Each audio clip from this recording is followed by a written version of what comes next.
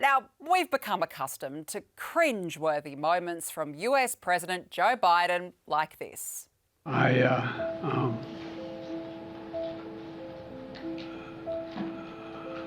Anyway. Last week, he even had to deny he is senile. For months when you were asked about your age, you would respond with the words, "Watch me." Many American people have been watching and they have expressed concerns about your age. That is your judgment. That is your judgment. That is not the judgment of the press. The 81-year-old insists he is ready for a second term, but is he really? If Biden were to relinquish his position, Vice President Kamala Harris would automatically become president. She says she's ready to serve and has touted her capacity to lead. But is the world ready for President Harris? Our next question for the jury: should Kamala Harris take over as US president? Joining me now is Sky News host James Macpherson, who thinks Joe Biden's time is up, and Darren Barnett, former press secretary to Labor Prime Minister Julia Gillard, and McKell Institute fellow, who's a little more sympathetic to Joe, you would say. Good to see you. A man at the top of his game. A man at the top of his game. Good to see you both. Well, look, Darren, we'll start with you. Like him or leave him, Joe Biden is the democratically elected president. Does that undermine democracy and the will of the people by automatically putting a President Harris in? Look, I think the fact that the election is not far off changes the nature of the question. I think a different question is whether he should stand for a second term, and there are legitimate concerns around that. But I don't think he should stand down now, particularly with that proximity. Well, the administration is still doing a job, and people will decide whether that's a good job when they vote later in the year. Now, if you put Kamala Harris as president, there's a very reasonable argument that's not who people voted for as president. It also upsets the balance of votes in the Senate in particular. Would you then be able to get approval of the House of Reps and the Senate for a new vice president, which is something that would need to be done at an administrative level? So I think in what is already a country with some political turmoil, and that's not just around President Biden, but the most likely Republican candidate, Donald Trump. Yes. His last 72 hours have carried with it some drama about courts in New York.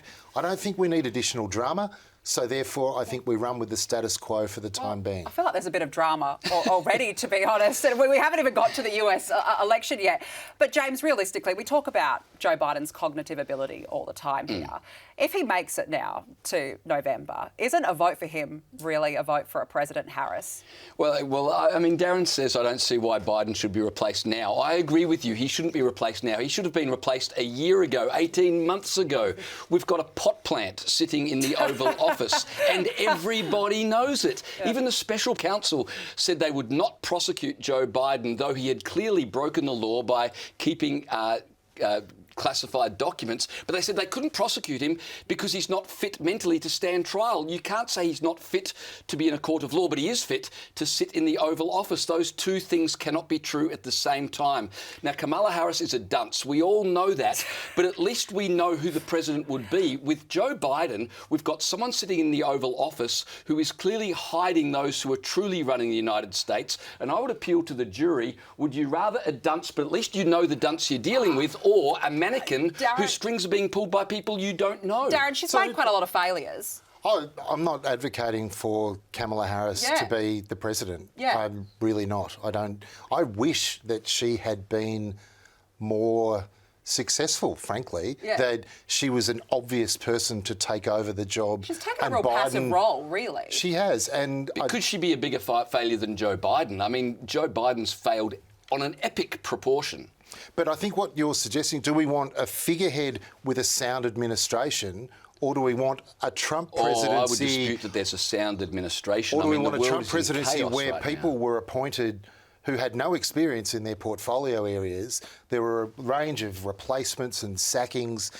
Whether you like Donald Trump as a president, it was a chaotic time for heads of departments. And yet the economy was going well. We had peace around the world. Joe Biden became president. The world has gone to hell in a handbasket. Enact the 25th Amendment. Replace him with someone who is mentally stable. All right, I want to ask the jury, Sean, Joe Biden or Kamala Harris?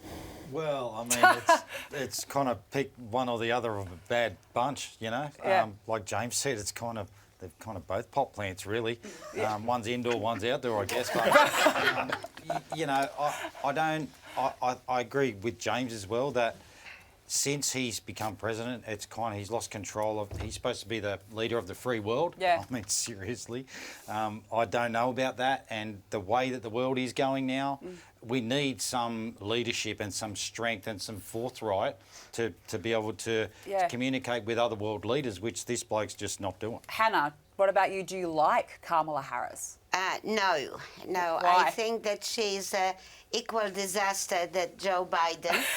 But perhaps it is a smart move to actually replace him.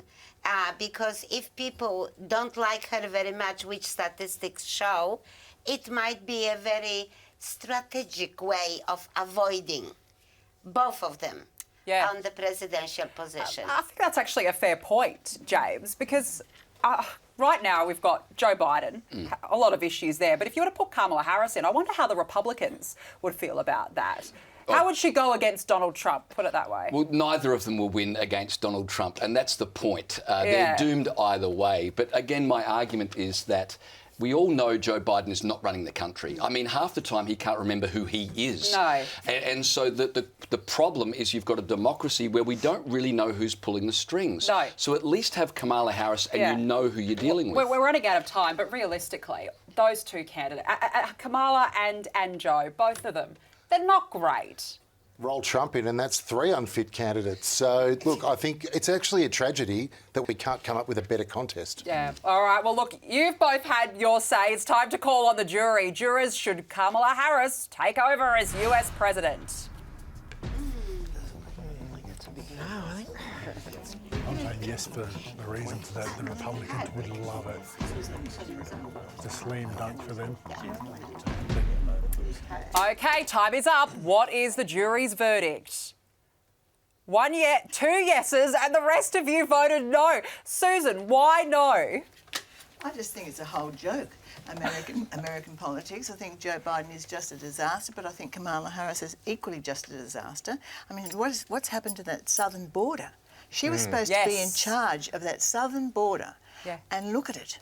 It's an absolute disgrace. Yeah, so I don't think putting her in is any better than keeping Joe till the end. Yeah, and then getting rid of both of them. Immigration certainly has not been one of her strengths, that's for sure. Peter, you wanted to say something on it. I think the first woman to be President of the United States is going to be under enormous scrutiny, far more so than any man. And when the first woman gets up, perhaps Nikki Haley, you want her to be competent and to give her a good chance. You put up Kamala now and she's picking up. She's only got 6 months before she'll get crucified. So give the first woman a good chance. Yeah, look, and I think that's a very fair point. No matter what, it's going to be very interesting to see what happens between now and November. There's never a dull moment in US politics, is there? It makes Australian politics look comparatively boring. Yes. Totally boring. James Macpherson, Darren Barnett. Let's have a Nikki Haley versus Michelle Obama presidential election. I wonder how that would go. That might be interesting. Darren Barnett, James Macpherson, good to have you on. Thanks for joining us.